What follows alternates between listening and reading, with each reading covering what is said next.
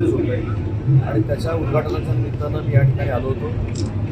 ग्रामीण भागातलं साहित्य काय असतं, कृषीवर आधारित साहित्य काय असतं आणि सहकारविषयक साहित्य काय असतं हे पूर्ण महाराष्ट्राला कळावं म्हणून या साहित्य संमेलनाचं आयोजन केलेलं आहे. खरोखरच हे साहित्य संमेलन जरी आजचं पहिलं असलं तरी आज हे साहित्य संमेलन बघितल्यानंतर प्रत्येक जिल्ह्याच्या ग्रामीण भागामध्ये, मी शहराच्या ठिकाणी असं म्हणत नाही, ग्रामीण भागाच्या ठिकाणी हे साहित्य संमेलन दरवर्षी आता आम्ही करणार. सर, गणेश नाईक यांनी आज पुन्हा एकदा एकनाथ शिंदेवरती टीका केलेली आहे. ते म्हणतात की जर लोकांची कामं होत नसतील तर ते मंत्रिपदं काही चाटायची आहेत. मी स्वतःच्या मंत्रिपदाबद्दल बोलले कोणा भूखंड वाटपावरून त्यांनी नाराजी व्यक्त नाही, त्यांना राहायचं नाही मंत्रिमंडळामध्ये असं त्यांचं म्हणणं. काय नक्की म्हणणं काय त्यांचा नक्की प्रॉब्लेम काय? भूखंड वाटप जो आहे नवी मुंबई शहराचा जो विकास, मला तुम्ही असा प्रश्न विचारला. ते असं म्हणाले की कामं जर होत नसतील तर मंत्रिमंडळामध्ये राहून उपयोग काय आहे, असं ते कोणाबद्दल, स्वतःबद्दल बोलले की दुसऱ्याबद्दल? एकनाथ शिंदे साहेबांबद्दल कसं बोलले? नगरविकास खात्यावर स्वतःबद्दल बोलले. म्हणजे त्यांनी कसं आहे, त्यांचा नक्की आक्षेप कोणावर आहे हेच कळत नाही. एकनाथ शिंदे साहेबांवर आहे की देवेंद्रजी फडणवीस साहेबांवर आहे? आणि देवेंद्रजी फडणवीस साहेब आज राज्याचे मुख्यमंत्री आहेत, एकनाथ शिंदे साहेब उपमुख्यमंत्री आहेत. पण कायमस्वरूपी एकनाथ शिंदे साहेबांवर बोलणं, त्याच्यामधनं कदाचित तुमचा TRP काय त्यांची ब्रेकिंग होत असेल म्हणून ते बोलत असतील. आणि एवढीच जर ॲलर्जी असेल तर त्यांनी थांबावं ना. आम्ही पण असं म्हणतो, ते आम्हाला सिनियर आहेत, वयानं पण सिनियर आहेत, त्याच्याबद्दल दुमत असलेलं काही कारण नाही. पण त्यांना एवढाच जर त्रास होत असेल तर थांबावं. बाकीचे सक्षम होत नाही.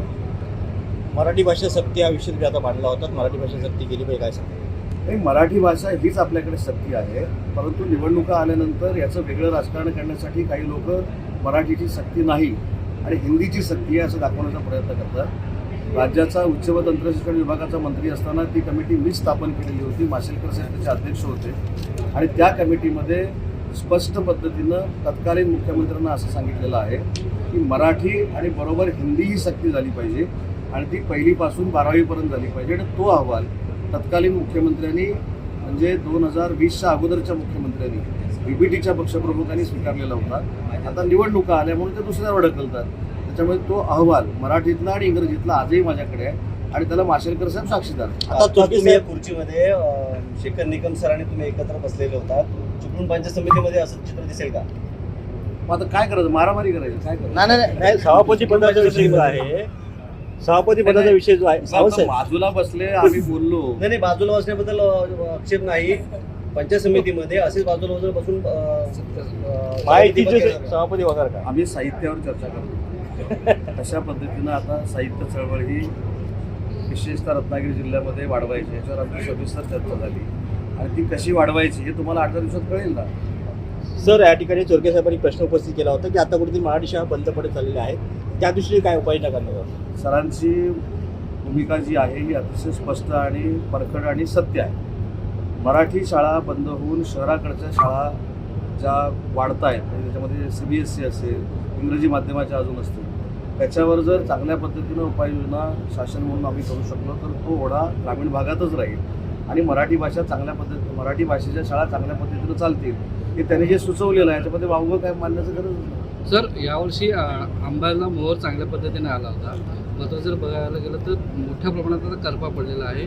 यावरती कृषी विद्यापीठही कृषी विद्यापीठाचे कुलगुरू देखील आमच्या समवेत व्यासपीठावर होते. मी जाताना त्यांना सूचना करेन की नक्की याच्यातलं काय परिस्थिती झालेली आहे, किती याच्यातलं नुकसान होऊ शकतं. जिल्हाधिकाऱ्यांना देखील सर्वे करायला आपण सांगू. पण जोपर्यंत उत्पादन आपल्याकडे येत नाही त्याच्यामुळं किती नुकसान झालं किंवा किती टक्के आले हे आपल्याला कळणार नाही. पण जर नुकसान झालं असेल तर शासनाकडे आपण नक्की त्याची मागणी करू. चिपळूण पंचायत समितीमध्ये युती आणि राष्ट्रवादी एकत्र येऊन सत्ता स्थापन करणार आणि चिपळूणमध्ये मला असं वाटतं की 7-4-3 म्हणजे 7 राष्ट्रवादी काँग्रेस पार्टी, शिवसेना 4, भाजपा 3 आणि UBT 4 असं काहीतरी इक्वेशन आहे. मग आता महायुती एकत्र आली तर परत कशाला मग UBT? माहितीचा सभापती पाहायला मिळेल का? माहितीचा सभापती पाहायला मिळेल का? एकंदरीत या ठिकाणी शेखर निकम सोबत निवडणूक लढवली आहे. पण मला असं वाटतं की सगळ्याच गोष्टी साहित्य संमेलनामध्ये का सांगतात?